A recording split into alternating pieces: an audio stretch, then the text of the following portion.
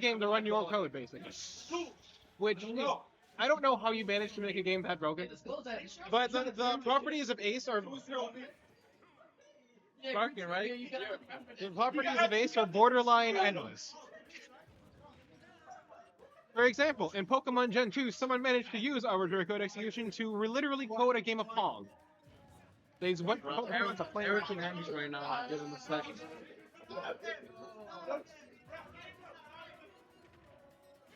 I remember on my virtual console copy of Red, I used that arbitrary code execution. I was just able to gen Pokemon in Pokemon. Hey, by using the right setup, I can just gen Pokemon. And then I had a different setup to make them shiny. Wait, Pokemon and Pokemon? Yeah, using Ace, you can literally give yourself any Pokemon in the game. With the right setup, you can use it to obtain literally anything. Actually, you can use it to rewrite the game itself. I think the craziest one I've seen someone use an Ace setup, take out the cartridge of Pokemon, put in a copy of Mario Land 2, and then use the code he executed in Pokemon to beat Mario Land 2 by entering a level. It just skips straight to the credits. This game is held together by duct tape. What's your thoughts on the Pokemon leaks? My what? The Pokemon leaks. What's your thoughts on that? Oh, the Pokemon, they're really interesting, lore-wise. I don't know how the fuck they came out, but I thought they were honestly really interesting. I remember paying attention to like all the beta shit when like that started coming out. So like Pokemon Gen 3 and stuff like that. It was really cool. We got to see the fucking Latias Bigsikin, whatever the hell that was gonna be. We got to see that finally. We got to see early Mudkip. True, early Mudkip. I think my favorite leak that we've had was like the Space World demo, the Pokemon Gold and Silver, like a few years ago. I don't know. What do you think is better, Mudkip or the bunny? Like, what do you think? What is The bunny Pokemon? Yeah, you know, like it was the bunny. Yeah, like the bunny with like the fucking cool move. I feel like Mudkip fits thematically a little better in the region and as a Pokemon. Because I feel like that Pokemon felt more like a modern day Pokemon, you know? Oh yeah, like Stormbuck. Yeah, it felt more like a modern day kind of Pokemon compared to the more animal designs of like the first four gens. You know? It had a different vibe. I don't think it fit. My favorite Pokemon that got leaked was like that fucking like dog creature thing with like the crystal looking dog thing. That shit looked like a fucking Earthbound enemy. That was interesting. It looked like an Earthbound enemy. Or like a Skyler.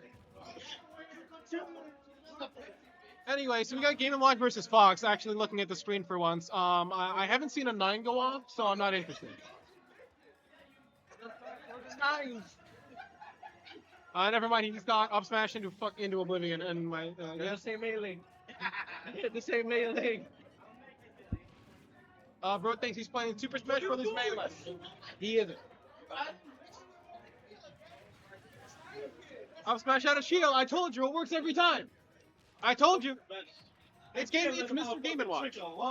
Anything out of shield is always an option for this beef poop son of a sheet of paper.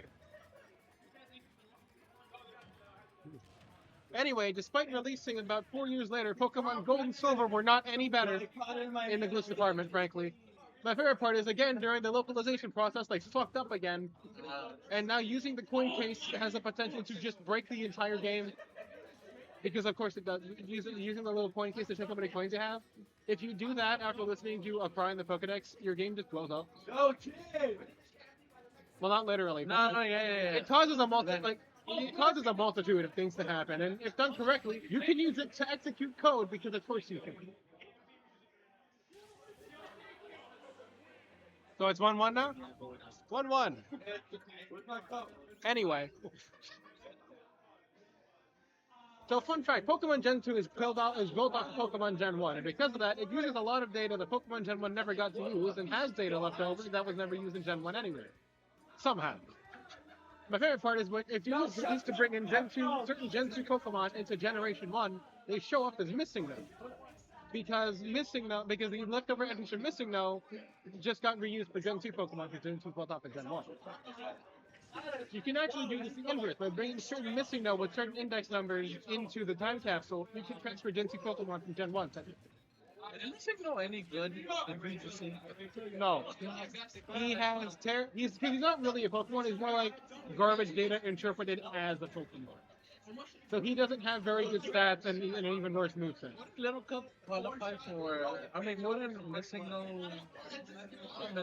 Yeah. Missing no might qualify just because he evolves. What is unknown qualify for Little Cup? I don't think so because he doesn't evolve. Because Little Cup is all baby.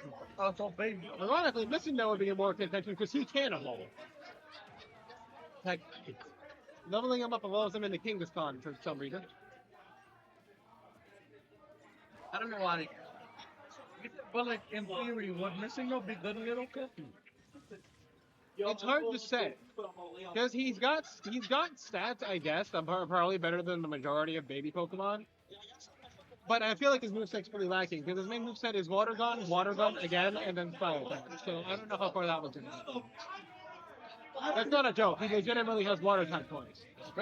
Yeah, his moveset is Water Gun again, and then like Sky Attack. But he can't learn a couple too yet. Did they ever add Shuckle? What? Did they ever add Shuckle back? Struggle? Shuckle. Oh, Shuckle. Yeah, for Little Cup, because I know Berry Juice is really good for Little Cup. Add them back? I don't know if they ever did. I don't really pay too much attention to Little Cup. What?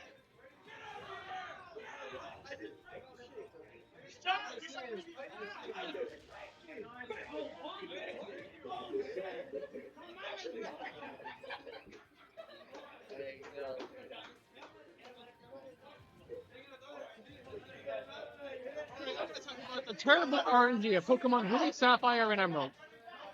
There's so much going on. Correct.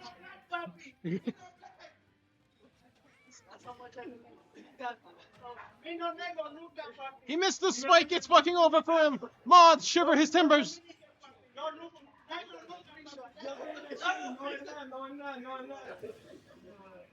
Is on his last talk? Mods, shiver his timbers.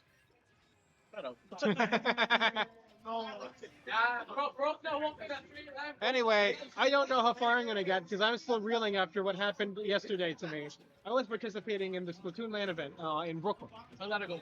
Honestly, because it was the first, we assembled that team about a month before the event, and we only had like 4 real like sprint sessions beforehand. So we showed up, knowing who we were. We showed up and took fourth place in top cup. So I mean, like, all things considered, I can't say I'm not mad at it. And even then, like, we were fighting an uphill battle because everything that could have gone wrong went wrong during our bracket run. It was the worst. It was so bad. I was like 2 seconds away from just dying of a stroke. How close Splatoon? Yeah. It's a 4v4, right? Yeah, it's a 4v4. Will you bring like an extra player just in case? You can, but it's not necessary. Like, those are called subbing, so you can like sub people around if you want to like sub some people out. You can. I think there's usually a cap, usually like a secondary team, like 4 more people, but it's not mandatory, and we didn't have one. Which would have been nice, knowing what happened. Alright, so first off, we had technical issues up the ass from the start of the event. This is the big dash wall, right? Yeah, big down. Oh, I've never seen that. Yeah, so they said everyone bring your own headset and your millimeter cable because we won't have any, and we did, and our headsets didn't work with their audio, so we had to use their headphones anyway. So that was already a fucking waste of time. And then game 1, it was pretty convincing. We took it. It was pretty fine, pretty easy. Game 2, we're in the lead by about 3 points. Our captain disconnects with a minute left on the clock. So now we're the 3 of us are stuck against a team of 4, and we're pretty evenly matched. We almost lost. Well, I don't know how, but we pushed up and we managed to beat them in overtime. Like, we managed to defend it in overtime. We stopped their push, and we took game 2. I should have taken that as a sign to come. So, and then after that, that was our first match. Our next match was against the first seed of the tournament. They won by that. So first seed, and we were on the street. We were on the main stage. Oh wait, it's on street.